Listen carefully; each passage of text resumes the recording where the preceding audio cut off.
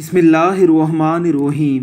بنی اسرائیل کی شکاوت قلبی کو بیان کرتے ہوئے اللہ رب العزت قرآن مقدس میں ارشاد فرماتے ہیں، ثم قست قلوبکم من بعد الذین ذالک فہی کالحجارۃ او اشد قسوۃ وَإِنَّ مِنَ الْحِجَارَةِ لَمَا يَتَفَجَّرُ مِنْهُ الْأَنْهَارُ وَإِنَّ مِنْهَا لَمَا يَشَقَّقُ وَيَخْرُجُ مِنْهُ الْمَاءُ وَإِنَّ مِنْهَا لَمَا يَهْبِطُ مِنْ خَشْيَةِ اللَّهِ وَمَا اللَّهُ بِغَافِلٍ عَمَّا تَعْمَلُونَ۔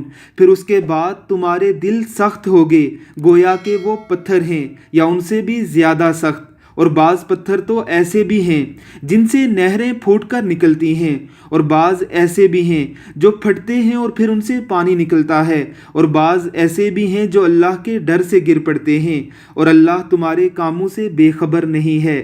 یعنی اللہ رب العزت نے پتھروں میں بھی خیر رکھی ہوئی ہے، لیکن وہ دل جو سخت ہو جاتے ہیں ان سے کسی طرح کی کوئی خیر بھی برآمد نہیں ہوتی۔ پتھروں کی بھی کچھ صفات ہوتی ہیں لیکن پتھر دل انسانوں کی کوئی صفت نہیں ہوتی۔ اللہ رب العزت کی ذات ہمیں شکاوت قلبی سے بچائے، آمین ثم آمین۔